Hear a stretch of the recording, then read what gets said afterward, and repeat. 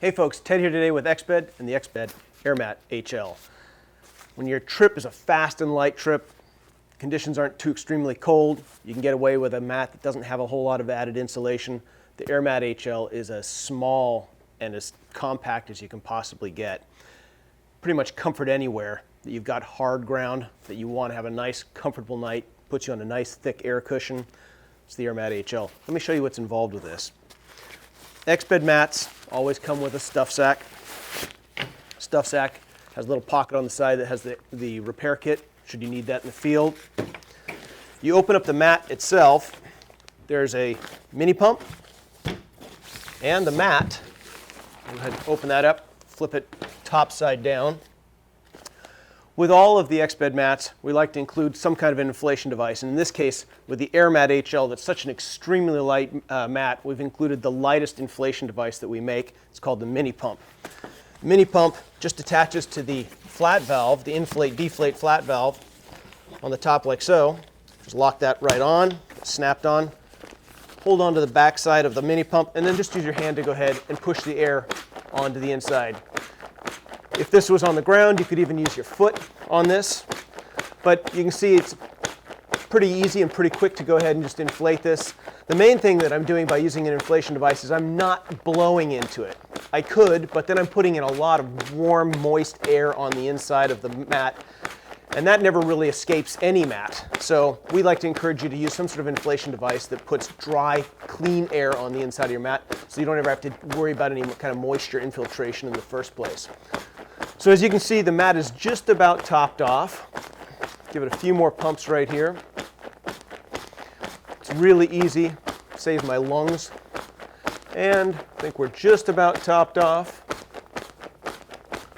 Right there, give it a few more. I always like to take the mat and top it off so that it's actually firmer than I think I'd want to sleep on it. Yeah, that's set to go. Pull that off. Make sure you close the flat valve and then flip it over. Now, you can see right off the bat the AirMat HL has this really nice tapered profile. That's because we're trying to trim out every last little gram or ounce so that you're not carrying it around, but still give you all the comfort and air cell underneath you so you're padded from the hard ground. The profile is done so it's a straight edge, so if you were to take two mats and put them side by side, you don't have any extra gap going on. And it also gives you two outer air rails, and those help keep you centered on the center portion of the mat in the middle of the night. Because it's a little bit larger at the shoulders, you can kind of feel that edge on either side, so it keeps you right in the middle of the mat, spin around easy. You'll also notice one of the new things that we've done to the AirMat HL is this pattern, the grip skin pattern. You can see this kind of variegated form factor on there.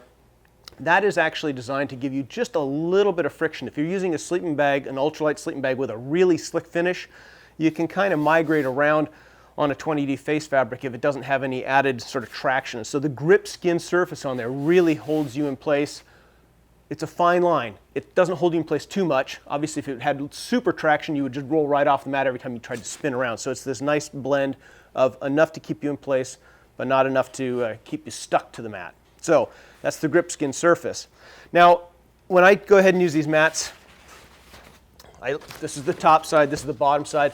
In the middle of the night, when I want to go ahead and soften this up a little bit, if you want to do that, I always just reach underneath, open up the flat valve, and then I go ahead and just burp a little bit of air right out of the backside just by pushing on the green flapper valve, and then again, make sure you lock that off, and that allows you to dial in your sleep comfort, if you will.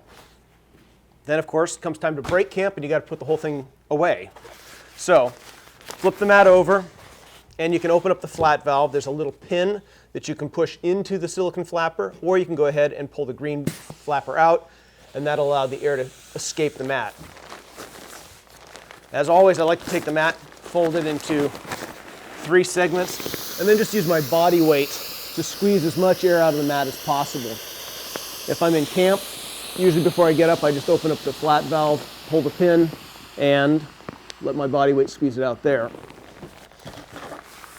Take the whole mat, fold it into quarters or thirds, depending upon how neat and clean you want to be,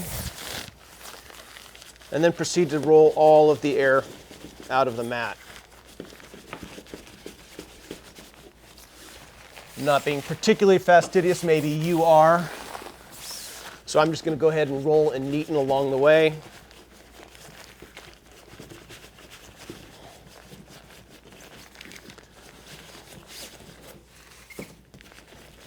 Make it a nice, neat, clean package as much as possible. Squeeze all the air out. And then you're pretty much set to go.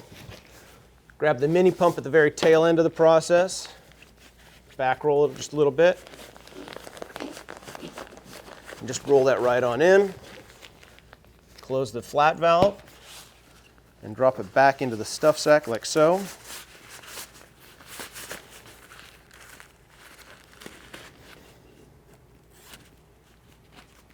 And you're ready for your next fast and light trip. See you on the trail.